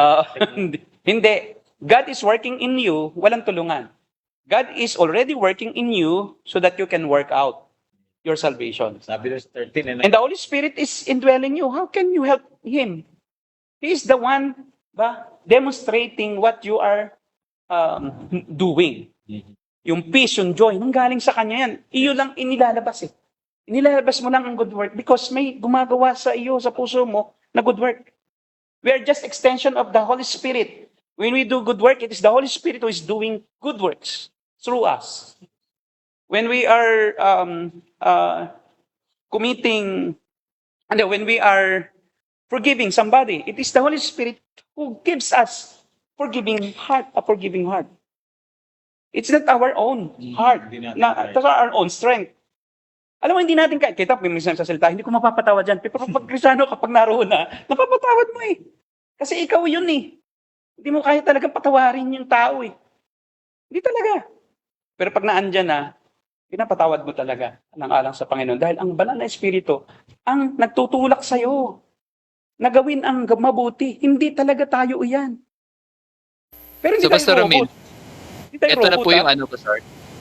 Ito na po ba yung responsibility na kailangan mong i-manifest? Yes, our responsibility is to work out, not to do good works, but to work out the good works that the Holy Spirit is doing in us, so that we can, pwede nating i-demonstrate. Yung ating ginagawa is just a demonstration of what the Holy Spirit is doing inside of us. Hindi hiwalay yan na parang Holy Spirit, tinutulungan ka rin. Ako, tumutulong din sa sarili ko. Hindi. The Holy Spirit is the one initiating all those good works that we should demonstrate in our lives. Monergistic. It is still God who works in us. He is working in us so that we can perform good works. We cannot do good works unless He performs His work. Ba? Kaya sabi ni Pablo, ang Diyos ang nagpupumilit sa aking magkaganito. Ang Diyos eh. Siya ang dahilan. Hindi ako talaga eh. Kaya kita mo nga, ang totoong elect, hindi pwede yung hindi gagawa ng mabuti. Diba? Pero hindi pa naman siya perfecto sa lupa. Talagang magkakasala yan. Pero mas, sabi nga niya, yung increasing awareness of his own sinfulness. When we become Christians, we have this increasing, as we walk in our Christian faith, we have that increasing, every day we increase that awareness of our own sinfulness. So that's all the more we ask for forgiveness, we humble ourselves before God, and we depend on God. And we also have that increasing desire to obey God. Nag-i-increase and decreasing yung decreasing desire to sin and decreasing yung level ng sin. Yung nagdi-decrease din yung level ng sin at saka nagdi-decrease yung desire for sin. Kaya hindi tayo maunawaan ng iba eh. Akala tayo ay nagkakasala pa, hindi na malinis ang ating motibo minsan sa pagtulong. Akala ng iba marumi. Kasi we have that decreased number. We are now committing decreased or less number of sin. Pero hindi nawawala yung sin. Because we are still in the flesh. Paano po, Pastor, yan? Paano natin masasabi na kung God is sovereign, na siya may control ng lahat, paano natin masasabi na nandun pa rin yung responsibility ng tao? Well, pagdating doon sa obedience, kasi doon, kailangan nating mag-obey. Kailangan nating mag-obey. That's our responsibility to obey. Yes. To obey. Naroon yung responsibility. When we don't obey, nandun yung guilt. Yung guilt of disobedience, yung guilt of sinning, nandoon yun. Nandoon yung responsibility. And then, we will be, disciplined by God. When we sin, we no longer experience the wrath of God or the anger of God sa atin, towards us, and we are no longer punished for our sins. But we are being disciplined. Dinidisiplina tayo at yun ay masakit. Oh. Yun ay nasa Hebrews chapter 12 verse 6 and onwards. No, kayo kinikilala ng Diyos na anak, huwag kayong mawalang loob pag kayo dinidisiplina. Sapagkat dinidisiplina ng Diyos ang kanyang itinuturing anak na anak. Sinong ama ang hindi niya itutuwid ang kanyang anak kung magkakasala? So kung mahal ng isang ama dito sa lupa ang kanyang anak sa lupa, ay talagang ididisiplin niya. Kasi para sa ikabubuti yun. Alam niyang iyon ay hindi dapat konsintihin pagka siya ay nagkakasala. Ganon din ang Diyos. Yung parusa sa atin ang dating, pero sa Diyos, disiplina siya. Kasi alam ng Diyos ang pinakamabuti na gagawin sa atin. At minsan talaga, sobrang sakit magdisiplina ang Diyos. Sobrang sakit. Kasi nga, aalisin ng Diyos ang lahat ng iyong iniibig. Masakit, di ba, na yung mga gusto mo ay alisin ng Diyos sa buhay mo.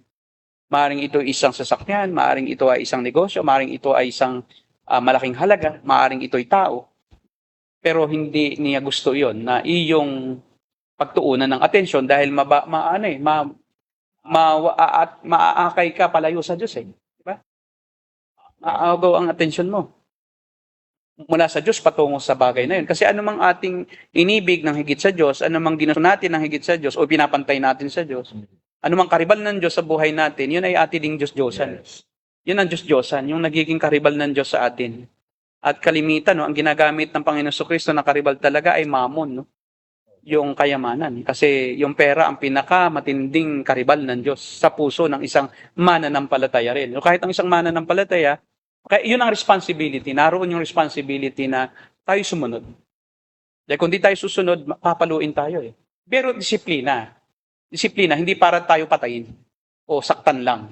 But yung reason o yung motive ng Diyos behind yung spanking na yan, yung pamalo o pagpaparusa, punishment na yan, is for us to be more holy o to be more obedient and to live a life that is satisfying, more satisfying. Kasi hindi nakakasatisfy ang buhay ng masuwayin sa Diyos. Eh.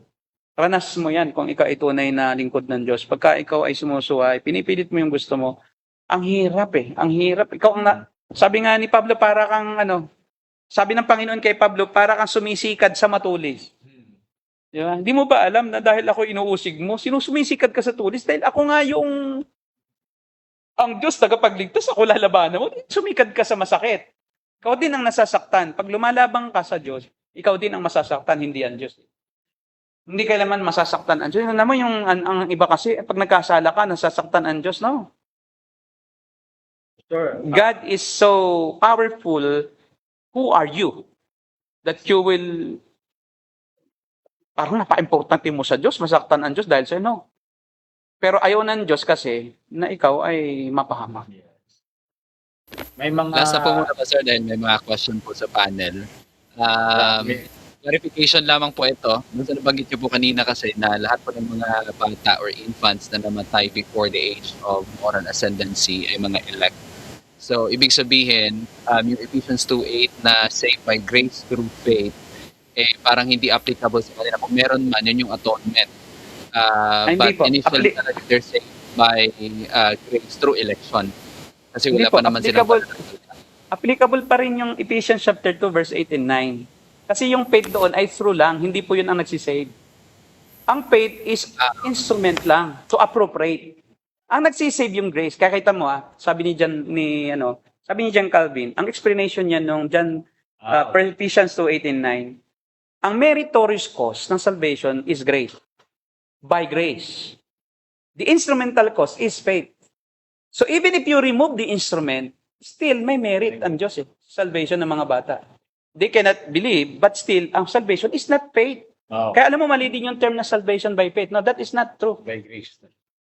Justification is by faith. Kasi ang justification is the experience of somebody who believe in God, the experience of being forgiven. How can he be forgiven? O paano niya maranasan yung forgiveness kung hindi naman siya marunong manampalataya? Kaya nga yung faith is excluded pa rin sa salvation niyan. Hindi yun ang nagsisave. Yun lang ang kasangkapan para maranasan mo. Para ito din. Yung justification. Not salvation. But justification. Kaya nga, justification is by faith. Yan yung ano Yes. ng reformation. Parang walang sala. Salvation is not by faith. Salvation is by grace. Justification ang by faith. So, children doesn't have to be or don't have to be justified because they haven't sinned actually or volitionally. So they don't need faith to be justified. And they don't need faith to experience kasi hindi na kailangan experience agad nila. By grace namatay sila sa atonement. O they experience agad nila. They don't need to exercise faith. Pero ang kailangan nila, maborn again pa rin. And I do believe mayroon pa rin indwelling. May regeneration pa rin. May regeneration pa. Pag sila nakarating sa langit, kung hindi sila regenerated, kung sila indwelt by the Spirit, how can they appreciate heaven? Or how can they understand spiritual things? Only a man with the Spirit of God can understand. So sila na may tao rin, kailangan pa rin nila ang Holy Spirit. Kaya talagang Holy Spirit pa rin ang paraan para sila ma-enjoy ang heaven. Pero yung faith is not salvific per se. Hindi nagsisave ang faith, kapatid. Ang nagsisave yung grace. Ang nagsisave si Jesus. Yung faith natin lang ang ating nagagamit para na rin maranasan yung justification na magaan na sa puso mo kasi nalaman mo na. So faith is something to do with the mind. Na yung mind na yon ay ni-renewed. So that saving faith ay ma-appropriate mo yung iyong grace. Yung grace na binigay sa'yo para ka ma-save. Kaya justification is by faith but salvation is by grace. Kaya I always I'm always careful against using ganitong statement na you are saved by faith. Di parang Arminian ka rin. Ambag mo yung faith, di ba? Sasabihin, ako pala na-save din dahil sa faith ko. Kaya nga sabi nila, yung faith, akin yun. Hindi po. Yun po yung result lang ng grace. Nang ma-regenerate ka, ang result, saving faith. Pero yung grace ang nagsisave. Siya mismo, ang Diyos mismo ang nagsisave. Hindi yung faith mo. Yung faith mo lang ang instrument para maunawaan mo. At maranasan mo. Maunawaan sa mind and maranasan sa practice. Paano maunawaan ng bata yun? Kaya nga, they don't need faith to be saved. But they are saved by grace. And because they cannot function, yung mind nila, they cannot function to exercise that faith. So how can they have faith?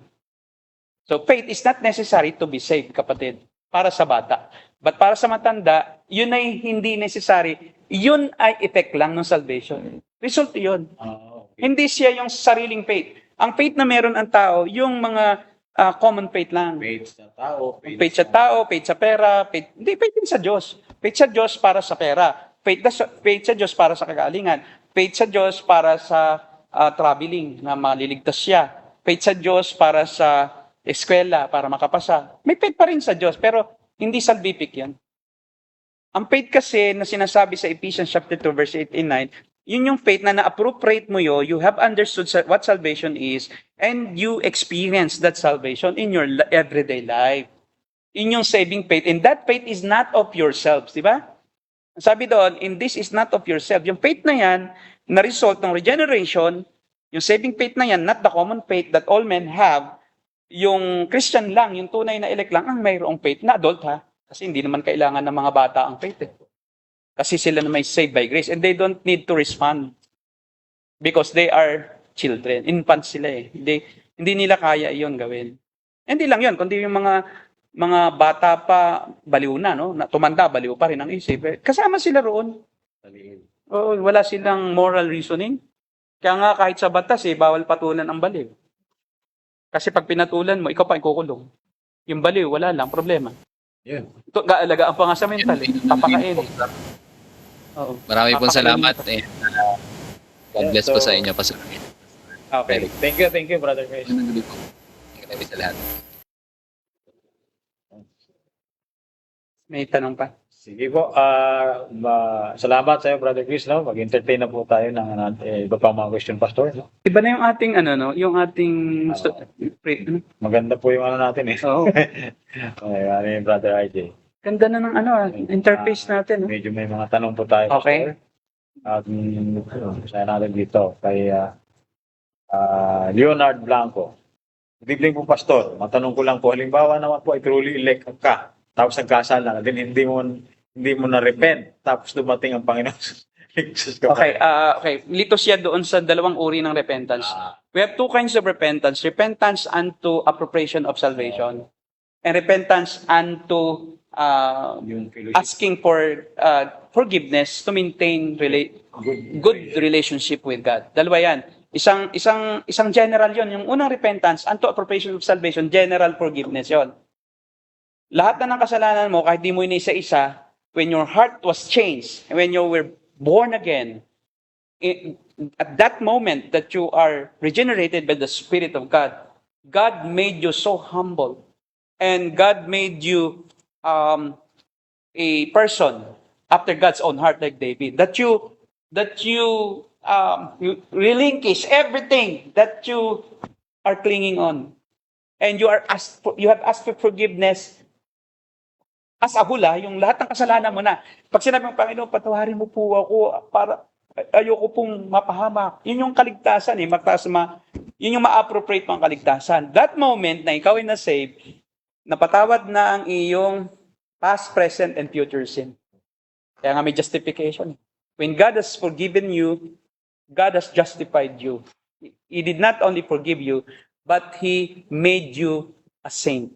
And justification is God making a person a saint. As if that person, when he believed, when he asked for forgiveness, during that first encounter of the gospel, na na-appropriate niya, naunawaan niya, at yun ay dahil sa banal na espiritu, siya ay pinatawad at siya ay pinawalang sala.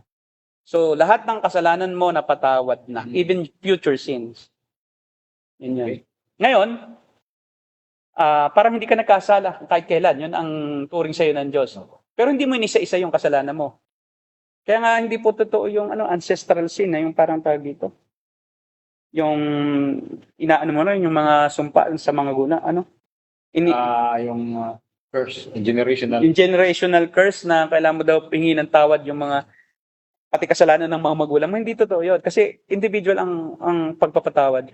So pagka ikaw humingi ng tawad, kahit hindi mo sinabi lahat ng kasalanan mo, pinatawad na lahat. Ngayon, meron tayong tinatawag na once you are forgiven, once you have asked for forgiveness for all your sins during that moment that you have understood salvation and you have been born again during that moment, during that spiritual birth. Pagkatapos noon, magkakasala ka rin. Pero nanghingi ka rin ng tawad, but it's not to be saved, but to be forgiven from your yung ginagawa mong kasalanan. No? Not to be saved, because you're already saved. But to maintain that close walk with God. Kasi pag relationship, parang tao, close walk with God. Yung ikaw ay talagang lumalakad sa daan ng Diyos. Kasi kung hindi, hindi ka nakakapanalangin, hindi magandang, walang ka na assurance. Kasi nga, alam mo nagkasala ka. So, ang nawawala doon, hindi yung kaligtasan, but yung assurance mo at yung iyong malapit na pakikitungo sa Diyos. Yung malapit mo na ugnayan sa Diyos. Okay? Okay, so ayun sa lahat po. Kay Brother Justin Chen, may tanong po siya. Blessed evening po, pastors. Set the record straight this debate. Hindi po kami nakipag-debate. Ano po ba ang correct term? Minana po ba natin ang original sin ni Adam or minana lang natin yung sinful nature ni Adam? Salamat po sa pagtuloy. Okay, meron mga iba't ibang view, no? Yung tawag dyan, yung federal headship of Adam. Adam as our federal head or representative of the whole humanity, when he fell to sin, all creations fell to sin. But I also believe in that, but I also believe in nature. Yung talagang biologically and genetically, nagmula tayo sa kanila. So, ano yung component ng genes ni Adan nang siya ay nagkasala? Dahil lahat ay nanggaling sa kanya ang genes, yung chromosomes.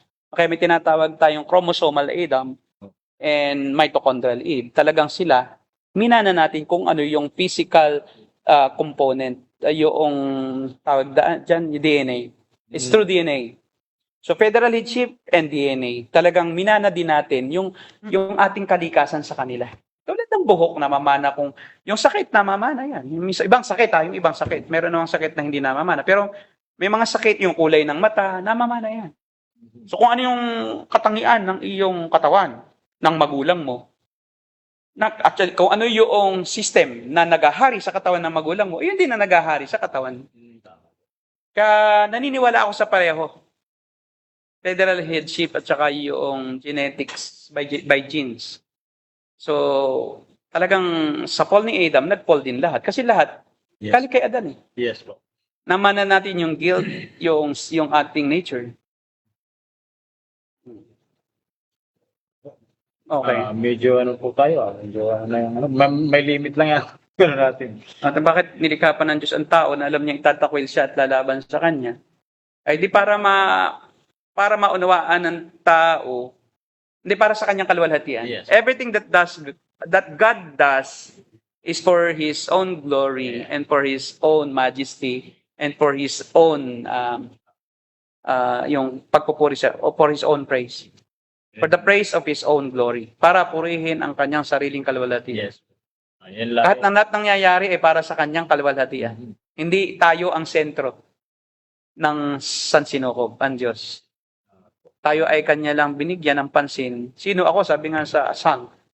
Sino ako para ako bigyan pansin ng Diyos? Kung kukumpara ako sa mga nilikha, ako ay hindi naman tangi. Sabi po ni John MacArthur dyan, ayun, ganyan nga. For His glory. At saka para ma-display po yung kanyang justice at yung kanyang mercy. Yun naman bakit pinahintulutang magkasala? Kasala. Di para maunawaan natin kung sino siya. Yes. Yun naman tanong niya, bakit pa tayo nilikha? Hindi mo pwede sabihin para magkasala. Kumbaga, yung ugat ang tinatanong niya, bakit pa tayo nilikha? About repentance, Ephesians 2:18-9, masasabi ba na tawag doon? Salvation is not from ourselves. Does repentance mean I cannot save myself, I am hopeless? Yes, that's one aspect of repentance. That's humility. That is accepting your inability. And that is included in repentance. Because you will not repent. You cannot truly repent if you don't accept that you cannot save yourself. Partial lang ang repentance mo noon. Pagka alam mong kaya mo pa rin iligtas sarili mo. Hindi nagre-repent ka lang, para saan? Para sa ibang aspect lang. Pero kaya ko pa rin. So talagang yun, tama yung repentance din yan. Saka repentance is changing of mind. And that is changing of mind. Because our mindset is we can save ourselves. That's a natural mindset of all human beings. They're very proud of what they do. They are very proud of their ability. Now, accepting that you cannot save yourself or hopeless, that you are hopeless is one aspect of repentance. Okay. Katatapos ko lang muna debate ni Dr. James at Jacob Hansen isang more. Ang topic po ay, is the God of Calvinism morally reprehensible? Diyos po ba ng Calvinism morally masama daw at lahat ng hindi eleka ayaw niya? Hindi, di totoo yun. Lahat ng hindi ayaw niya iligtas. Hindi morally masama ang Diyos. Pero ang Diyos ay may nilikha na natural evil, yung dilim. Evil yun para sa atin. Pero kasi language lang ng tao yung evil. Disaster po ba? Disaster, natural evil. Di ba? Pero ang Diyos ang pinanggalingan ng mga bagyo. Natural evil, di ba? Pero morally evil not. Because God is holy and there's no sin in Him. He is perfect and He cannot sin. That's one of the things that He cannot do. Everything God can do. Only one thing. To go against Himself. He cannot fight Himself. He cannot sin because He is essentially, intrinsically holy. He is by nature holy. So, He cannot do that because He cannot commit such thing. There is sin because sin is produced by the Creator. Ang Creator ang nagkasala sa Diyos. But, again, pwede nating sabihin na sin is permitted by God. But He did not author sin. Ang author ng sin ay yung taong nagkasala. Siyang may gawa Hindi naman ang Diyos. And the reason why men sin is because of free will. The only thing that free will has accomplished for humans is to commit sin. Without free will, there's no sin.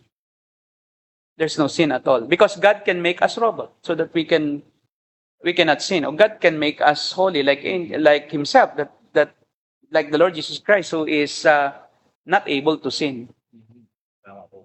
Pero God created us with the ability to sin because God wants us to exercise our freedom, because that is essentially the the basic element of true love is to give freedom to the one you love. Because hindi na pag-ibig, pag ipinograma mo na lang na gawin ang gusto mo. Programa. Parang program to obey. Mahirap yon. Kasi, paano, nasaan ang pag-ibig mo na hindi mo siya binigyan ng kalayaang magdesisyon? So, yun. Tama po ba na mga namatay ng sanggol na sa langit ay regenerated? Kailan po sila na-regenerate? Yeah, that's a question. But regeneration is an essential. That's the only thing that we cannot comprehend. How and when? When did God regenerate?